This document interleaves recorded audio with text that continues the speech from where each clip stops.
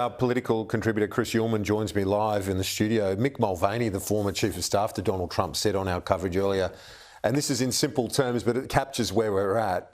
Trump has had several bits of good news today. Harris is yet to have any. So if she's going to win, that good news needs to come and come quickly in the form of that blue wall. And you know, Kieran, you've sat through a lot of elections, right? You'd rather be in front than behind, because from now on, everything has to go right for Kamala Harris, and not everything has to go right for Donald Trump. He needs a couple of bad bits of news to start going backwards. But everywhere we've seen, and everyone's been saying it all night, she has underperformed where the president last time around performed in order to get the votes, and including in that blue wall that we're looking at the moment. And you're a fan of golf, it's a game of inches. Well, it's exactly the same in an American race, because it's just those little bits of margins that Trump has picked up in his stronger areas. He's picked up more votes. She's lost ground in those areas where Biden was strong. And the problem is in the United States, it's winner take all, except in 2 states. So you win by a vote in one of these states, you get every single electoral college vote, and that's the way that these dominoes then begin to fall. I note that the New York Times, which is certainly no fan of Donald Trump, is now predicting an 88% chance of his victory now with 301 electoral college votes. Now, as we're all saying,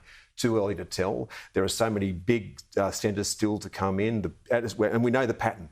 The big centres, the city centres always favour the Democrats, and the regions favour Donald Trump. But he's picking up those little increments and she's losing them. And now at the moment it's death by 1,000 cuts. We've seen a contrast in campaigns, the discipline of the message from Harris. Some would say too rigid in terms of her message versus the freewheeling ad-lib monologues from Trump that last a couple of hours, those speeches which were extraordinary and often, and he admitted it, going off script, going off the auto cue, doing what his advisors are saying don't do, versus the Democrats with their ground campaign, people door knocking, they talk about their machine, their ground campaign. Well, at the moment, the unorthodox, the unpredictable Trump looks like his political approach is more successful today, at least from the numbers we've got to this point. Yeah, I think the most telling thing in all of this is that do people feel better off now than they did 4 years ago? And the answer to that overwhelmingly in all of the polling that we've seen is no.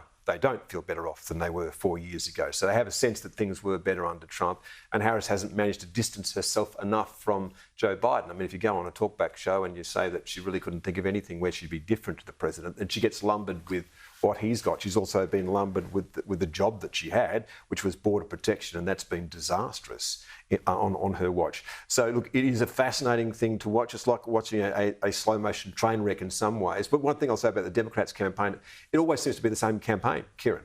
It's always, they get the elites out, they'll get Hollywood out, they will get all of these people who've got very big profiles, but that doesn't seem to cut much mustard with the rest of the American electorate.